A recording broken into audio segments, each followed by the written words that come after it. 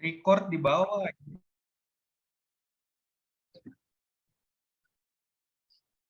Assalamualaikum warahmatullahi wabarakatuh. Sini saya dan rekan saya ingin mempresentasikan tugas akhir data analisis yang berjudul Data Lulusan Sekolah DKI Jakarta. Sebelum kami mempresentasikan tugas akhir data analisis ini, izinkan kami memperkenalkan diri terlebih dahulu. Nah, saya sendiri Ananda Rizky Kurniadi dari Teknik Elektro B dan rekan saya Dimas Kisworo dari Teknik Elektro B. Sini terdapat 5 pokok bahasan. Pada pokok bahasan yang pertama itu latar belakang, bahasan yang kedua pengertian dan data analitik, pembahasan ketiga pengertian anaconda, keempat pembahasan visualisasi dataset dan diagram, yang kelima bahasan visualisasi dashboard. Lanjut masuk ke dalam pembahasan. Yang pertama latar belakang. Pendidikan adalah suatu proses pembelajaran pengetahuan, keterampilan, dan kebiasaan sekumpulan manusia yang diwariskan dari satu generasi ke generasi selanjutnya melalui pengajaran, penelitian, dan pelatihan. Ada juga yang mengatakan definisi pendidikan adalah suatu usaha sadar yang dilakukan secara sistematis dalam mewujudkan suasana belajar mengajar agar para peserta didik dapat mengembangkan potensi dirinya. Dengan adanya pendidikan, maka seseorang dapat memiliki kecerdasan, akhlak mulia, kepribadian, kekuatan spiritual, dan keterampilan yang bermanfaat bagi diri sendiri dan masyarakat. Bahasan yang kedua, data analitik. Data analitik atau disingkat DA merupakan proses inspeksi serangkaian data yang berguna untuk mendapatkan kesimpulan dari informasi yang ada dan meningkatkan sistem pada software. Teknologi data analitik dan teknik digunakan di industri komersial yang memudahkan perusahaan mendapatkan hasil akhir yang lebih baik dan akurat. Secara istilah, data analitik diartikan sebagai rangkaian aplikasi, mulai dari Basic Business Intelligence atau BI, Reporting and Online Analytical Processing atau OLAP, dan beberapa fitur analitik yang lebih canggih. Dari pemahaman tersebut, apa itu data analitik dapat diartikan sebagai proses sederhana bisnis analitik. Istilah umum lainnya yang mendekati dengan data analisis dengan orientasi bagi pengguna bisnis, di mana data analitik memiliki fokus yang lebih luas. Pembahasan yang ketiga, sini ada pengertian anaconda. Anaconda adalah aplikasi desktop GUI yang berada di dalam paket instalasi Anaconda. Melalui Anaconda Navigator, programmer dapat dengan mudah menjalankan dan mengelola paket Conda, environment, dan kanal tanpa perlu menggunakan perintah command prompt. Anaconda Navigator dapat mencari paket-paket pada repository cloud Anaconda. Anaconda adalah sebuah distribusi Python dan R yang ditunjukkan untuk analisis data dan pengembangan aplikasi machine learning. Distribusi ini menyertakan berbagai perangkat lunak dan pustaka yang dibutuhkan untuk mengelola, menganalisis, dan memvisualisasikan data serta mengembangkan aplikasi machine learning. Salah satu keunggulan dari Anaconda adalah bahwa ia menyertakan banyak pustaka yang sering digunakan dalam analisis data, seperti NumPy, Pandas, dan Matplotlib, sehingga memudahkan pengguna untuk memulai proyek analisis data tanpa harus menginstal pustaka-pustaka tersebut satu persatu. Sini terdapat visualisasi tabel dataset. Sini ada nomor, ada jenjang, tahun ajaran, jumlah, dan persentase. Pada jenjang di sini ada SD, SMP, SMA, SMK, dan tahun ajaran di sini ada 2017, 2018, dan 2018-2019. Nah, selanjutnya pembahasan sintaks dan visualisasi diagram. Pembawaannya akan dilanjutkan oleh rekan saya Dimas Kisworo. Terima kasih Kang Ananda. Di sini saya akan menjelaskan sintaks dan visualisasi pada diagram yang telah kami buat. Bisa dilanjut slide. Baik, yang pertama di sini ada diagram lingkaran tentang data lulusan sekolah DKI Jakarta pada tahun 2018, 2019, dan 2017-2018. Dan di sampingnya juga ada syntax code yang telah kami buat. Di sini saya akan jelaskan sedikit ya. Di sini menggunakan library matplotlib di Python untuk memanggil environment-nya. Nah, lalu ada variabel jenjang dan jumlah. Kemudian ada plt.title itu digunakan untuk menetapkan judul dari diagram. Nah, lalu ada plt.py digunakan untuk membuat diagram pie. Fungsi ini mengambil nilai untuk setiap bagian dari pie sebagai argumen pertamanya. Lalu ada parameter auto-pct digunakan untuk menentukan format untuk menampilkan nilai persentase pada diagram. Lalu yang terakhir di bawah itu ada plt.show dipanggil untuk menampilkan diagram. Bisa di slide selanjutnya, Kang.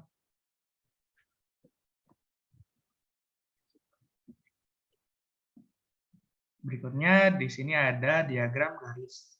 Ada dua diagram garis seperti diagram sebelumnya ya, dari lulusan pada tahun 2017-2018 dan 2018-2019.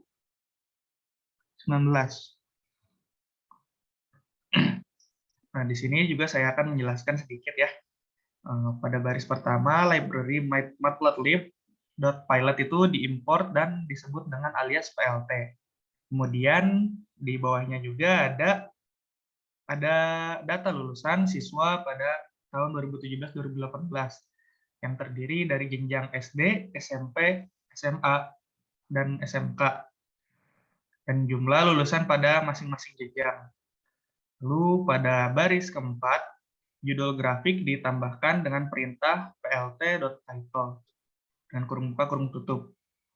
Kemudian pada baris ke-6 hingga ke-7 menggunakan perintah plt.plot untuk membuat garis dengan data jenjang dan jumlah sebagai input. Kemudian pada baris ke-9 dan 10 menambahkan label pada sumbu X dan sumbu Y dengan perintah plt.xLabel dan plt.ylabel. Terakhir, pada baris ke-12 menampilkan grafik dengan perintah plt.show. Mana slide selanjutnya, dong? Yang ketiga, di sini ada diagram batang. Masih sama juga datanya dengan yang sebelumnya. Di sini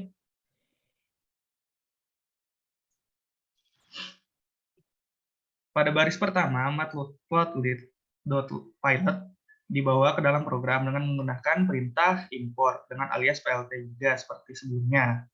Pada baris ketiga dan keenam ada variabel jenjang yang berisi kumpulan nama-nama jenjang sekolah dan variabel jumlah yang berisi jumlah lulusan dari masing-masing jenjang. Pada baris ke-8, judul grafik ditambahkan dengan perintah title. Kemudian pada baris 10, grafik batang dibuat dengan menggunakan perintah bar dan menampilkan nama-nama jenjang pada sumbu X dan jumlah lulusan pada sumbu Y. Lalu ada label sumbu X dan sumbu Y yang ditambahkan dengan menggunakan perintah xLabel dan ylabel berturut-turut. Yang terakhir ada perintah show untuk menampilkan diagram tersebut. Next. Nah, yang berikutnya ada diagram scatter ya. Sudah nampak di sebelah kiri itu ada dua diagram yang telah dibuat masih dengan data yang sama. Lalu di sebelah kanannya ada syntax code yang dibuat. Yang pertama ada matplotlib yang diimport dengan alias PLT. Kemudian mendefinisikan variabel jenjang yang berisi SD, SMP, SMA, dan SMK. Kemudian variabel jumlah yang berisi jumlah masing-masing lulusan pada tiap tingkatan sekolah. Kemudian ada judul juga dengan berjudul Data Lulusan Sekolah DKI Jakarta 2017-2018 menggunakan perintah title. Kemudian kita masukkan plt.scatter untuk membuat grafik scatter plot dengan data jenjang sebagai sumbu X dan jumlah sebagai sumbu Y.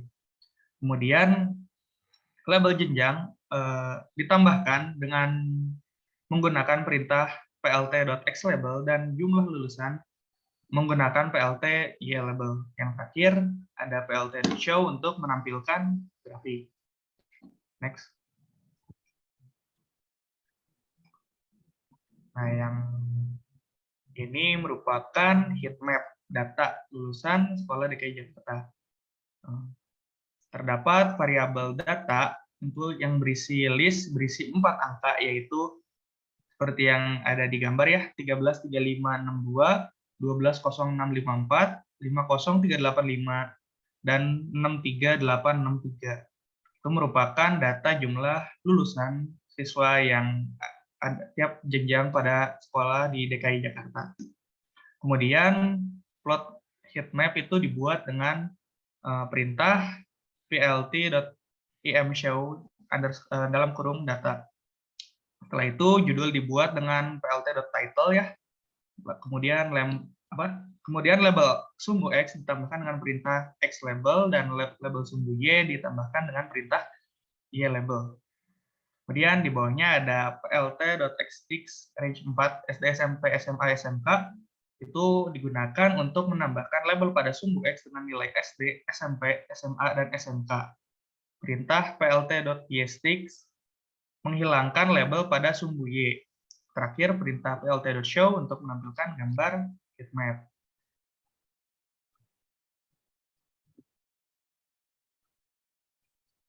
Kemudian di sini ada visualisasi dashboard yang telah kita buat. Di sini menggunakan bahasa pemrograman Python dan library Streamlit. Streamlit program ini ditunjukkan untuk membuat sebuah halaman web yang menampilkan beberapa gambar diagram yang disimpan dalam directory statik. Di sini import Streamlit ST itu digunakan untuk memuat library Streamlit ke dalam program.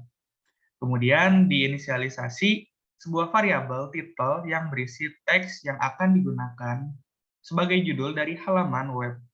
Kemudian ada fungsi st.set_page_config dipanggil untuk mengatur konfigurasi halaman web dengan memberikan parameter page title yang berisi judul halaman web dari variabel title, dan layout dengan nilai wide yang menandakan bahwa layout halaman web akan lebar. Kemudian ada sebuah fungsi bernama runPage yang berisi kode-kode yang akan dieksekusi saat halaman web tersebut dibuka. Nah, pada fungsi tersebut terdapat pemanggilan fungsi st.subheader ya, bisa terlihat di foto, yang akan menampilkan judul halaman di web bagian atas halaman dengan ukuran font yang lebih besar. Terus ada perintah call1, call2, st.column ya, yang akan membagi halaman menjadi 2 kolom. Kemudian ada pemanggilan fungsi st.image yang akan menampilkan gambar yang disimpan dalam directory statik dengan nama lingkaran strip2.png. Nah, kemudian pada call 3 dan call 4 itu membagi halaman menjadi 2 kolom dengan pemanggilan fungsi st.image lagi dengan gambar garis strip1.png dan garis strip2.png. Setelah itu di bawah ada masih dengan hal yang sama dengan fungsi st.image yang sama seperti sebelumnya. yang akan menampilkan gambar-gambar yang lain. Mungkin sekiranya cukup dari saya kembalikan lagi ke Kang Ananda Rizky Kurniadi. Terima kasih. Baik, terima kasih Kang Dimas Kisworo. Mungkin itu saja penyampaian presentasi tugas akhir data analitik ini dari kami. Jika masih terdapat kesalahan dalam penyusunan atau perkataan selama presentasi, kami mohon maaf. Kurang lebihnya, Assalamualaikum warahmatullahi wabarakatuh.